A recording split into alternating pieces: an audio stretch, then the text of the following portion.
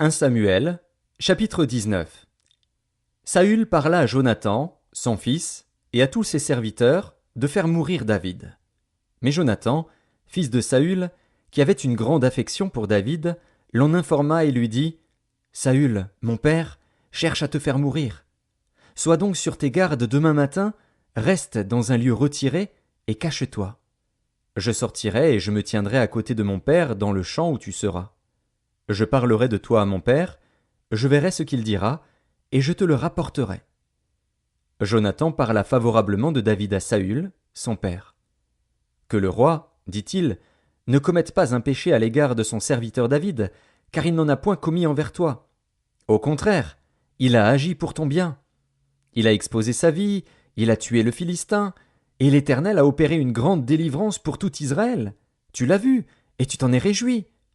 Pourquoi pécherais-tu contre le sang innocent, et ferais-tu sans raison mourir David ?»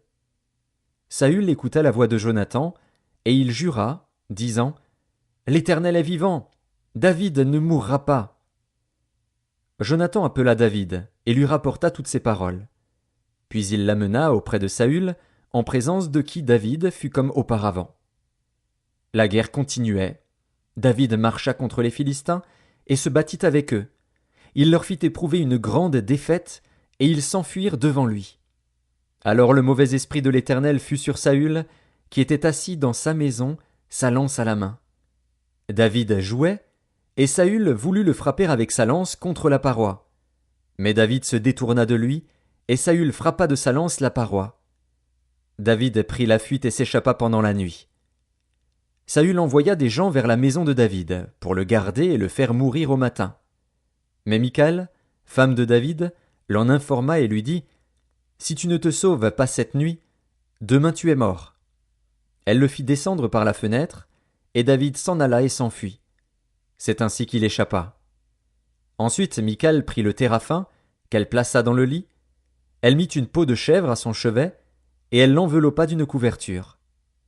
Lorsque Saül envoya des gens pour prendre David, elle dit « Il est malade. » Saül les renvoya pour qu'ils le vissent, et il dit « Apportez-le-moi dans son lit, afin que je le fasse mourir. » Ces gens revinrent, et voici, le téraphin était dans le lit, et une peau de chèvre à son chevet. Saül dit à Michal « Pourquoi m'as-tu trompé de la sorte, et as-tu laissé partir mon ennemi qui s'est échappé ?» Michal répondit à Saül « Il m'a dit « Laisse-moi aller, ou je te tue. » C'est ainsi que David prit la fuite et qu'il échappa. Il se rendit auprès de Samuel à Rama, et lui raconta tout ce que Saül lui avait fait. Puis il alla avec Samuel demeurer à Najoth. On le rapporta à Saül, en disant « Voici, David est à Najoth, près de Rama. » Saül envoya des gens pour prendre David. Ils virent une assemblée de prophètes qui prophétisaient, ayant Samuel à leur tête. L'Esprit de Dieu saisit les envoyés de Saül, et ils se mirent aussi à prophétiser eux-mêmes. On en fit rapport à Saül, qui envoya d'autres gens, et eux aussi prophétisèrent. Il en envoya encore pour la 3e fois, et ils prophétisèrent également. Alors Saül alla lui-même à Rama. Arrivé à la grande citerne qui est à Sécou, il demanda « Où sont Samuel et David ?» On lui répondit « Ils sont à Najoth, près de Rama. » Et il se dirigea vers Najoth, près de Rama.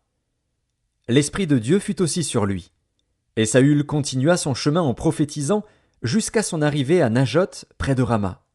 Il ôta ses vêtements, et il prophétisa aussi devant Samuel.